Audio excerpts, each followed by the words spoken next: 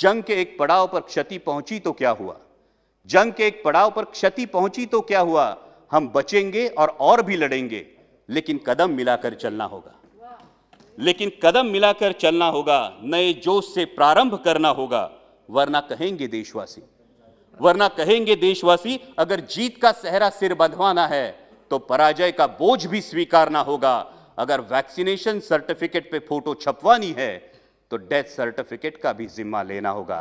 कोई भी जंग जीतने के लिए कुछ नियमों का पालन होना अत्यावश्यक होता है। जंग का पहला नियम है वो अपनी रणनीति तय होना। तो हमारी रणनीति क्या है? क्या हम इन्फेक्शन कंट्रोल करना चाहते हैं या हम डेथ्स कंट्रोल करना चाहते हैं या फिर दोनों? क्योंकि किसी भी पैंडेमिक में इन्फेक्शन कंट्रोल करना मुश्किल होता है और शुरुआती जो कदम उठाए जाते हैं उस पर यह बात बड़े पैमाने पर निर्भर होती है। और इसीलिए इंटरनेशनल फ्लाइट्स पर रोक, विदेश से आने वाले यात्रियों की स्क्रीनिंग के साथ ही जरूरी है कि जो कोविड पॉजिटिव पाए गए हैं उनका जीनोम सीक्वेंसिंग किया जाए। और डेथ कंट्रोल करने के लिए अर्ली डायग्नोसिस और प्रॉम्प्ट ट्रीटमेंट जरूरी है, जिसके लिए ब्लॉक या तहसील लेवल तक आरटीपीसीआर की लैब की सुविधा और टर्शरी केयर सिस्टम होना जरूरी है। जंग का दूसरा नियम होता है सेनापति का डटकर मैदान में खड़ा रहना। माननीय प्रधानमंत्री जी के नेतृत्व में हम ये जंग लड़ रहे हैं, तो मैं उम्मीद करता हूं कि आने वाले कुछ स्टेट इलेक्शन के बावजूद भी हमारे सेनापति कोरोना के मैदानी जंग में हमें डटकर खड़े दिखाई दे, न कि इलेक्शन रैलीज में। जंग का तीसरा नियम होता है a leader should lead by his own example. जब माननीय प्रधानमंत्री जी 17 अप्रैल को पश्चिम बंगाल में एक चुनावी रैली को संबोधित कर रहे थे, अध्यक्ष महोदय, उस दिन अपने देश में 2,61,000 केसेस पाए गए थे और माननीय प्रधानमंत्री जी की मौजूदगी में सोशल डिस्टेंसिंग और कोविड अप्रोप्रिएट बिहेवियर के धज्जियां उड़ते हुए पूरा देश टेलीविजन के माध्यम से देख रहा था। हमें सावधानी बरतनी होगी कि यह आलम दोहराया ना जाए। जंग का चौथा नियम होता है हर घटक की जिम्मेदारी तय होना। Health is a state subject कह के केंद्र सरकार अपना पल्ला नहीं झाड़ सकती, क्योंकि केंद्र सरकार ह्यूमन रिसोर्स और टेक्निकल एक्सपर्टीज के बारे में राज्यों से कई गुना ज्यादा सक्षम है।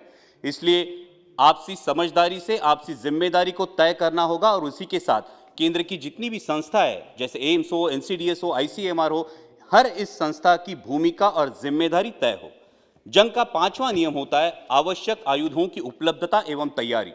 हमारी टर्शियरी हेल्थ केयर सिस्टम सक्षम बनाने के लिए अध्यक्ष महोदया सिर्फ मास्क, वेंटिलेटर, ऑक्सीजन प्लांट या पीपीई किट आवश्यक या काफी नहीं है, उसके लिए बहुत ज्यादा जरूरी है स्किल्ड मैन पावर का होना। इस पर हमें ध्यान देना चाहिए और उसी के साथ डॉक्टर्स की ट्रेनिंग और अवेयरनेस भी जरूरी है, ताकि इनडिस्क्रिमिनेट यूज ऑफ मेडिसिन या पोस्ट कोविड या पोस्ट ट्रीटमेंट कॉम्प्लिकेशंस जैसे म्यूकरमाइकोसिस देखा गया और vascular necrosis of femur head देखा गया, इन कॉम्प्लिकेशंस को टाल सके। अब वैक्सीन की इंपॉर्टेंस हम भली भांति जान चुके हैं, लेकिन वैक्सीनेशन में जितनी देरी होगी, जितना विलंब होगा, उतना ही वायरस को म्यूटेशन करने का अवसर मिलेगा। और अध्यक्ष महोदय, ये बात मैं गौरव के साथ बताना चाहता हूं कि कोविशील्ड का उत्पादन करने वाली जो सीरम इंस्टीट्यूट ऑफ इंडिया, ये जो कंपनी है, ये मेरे चुनाव क्षेत्र में और सबसे ज्यादा वैक्सीनेशन का परसेंटेज जहां देखा गया है वो हड़पसर विधानसभा क्षेत्र भी मेरे चुनाव क्षेत्र में।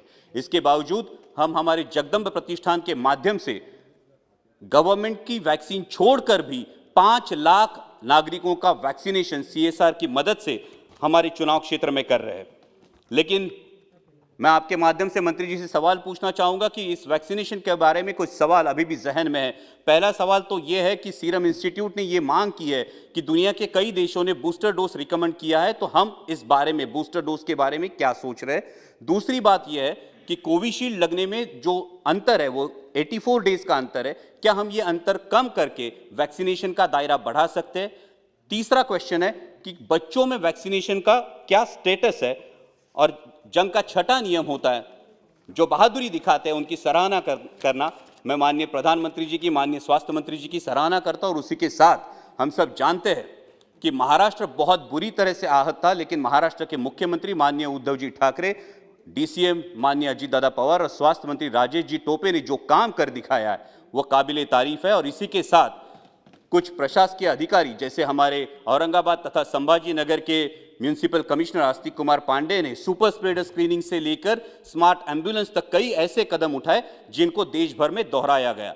हमारे मुंबई के कमिश्नर इकबाल सिंह चहल ने मुंबई की पॉपुलेशन डेंसिटी और केस लोड को मद्देनजर रखते हुए भी अध्यक्ष महोदया ऑक्सीजन की बिल्कुल किल्लत महसूस नहीं होने दी और एक सक्षम पब्लिक हेल्थ सिस्टम क्या होता है इसका उदाहरण पेश किया।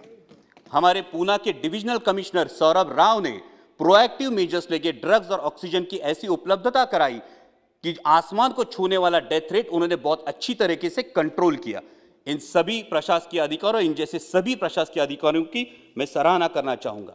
और सातवां और आखिरी नियम जंग का होता है, जंग के अप्रत्यक्ष जो परिणाम है उनका ख्याल करना।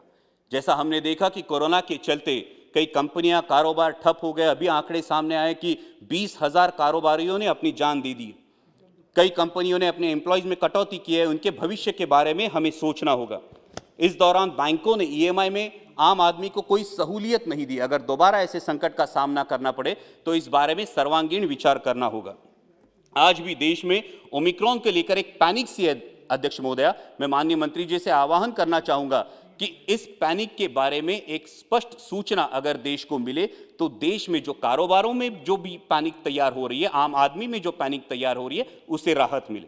और एक गौरव की बात मैं बताना चाहूंगा कि हमारी फ्लोर लीडर सुप्रिया जी सुले की अगुवाई में महाराष्ट्र में जिन बच्चों के माता पिता कोरोना में गुजर गए, उन अनाथ बच्चों के लिए राष्ट्रवादी कांग्रेस पार्टी की तरफ से राष्ट्रवादी जिवलक करके अभियान चलाया जा रहा है। मैं केंद्र सरकार से दरख्वास्त करूंगा कि इस अभियान को अनाथ बच्चों के लिए देश स्तर पर अवलंब करें। और अंत में अध्यक्ष महोदय इतना ही कहूंगा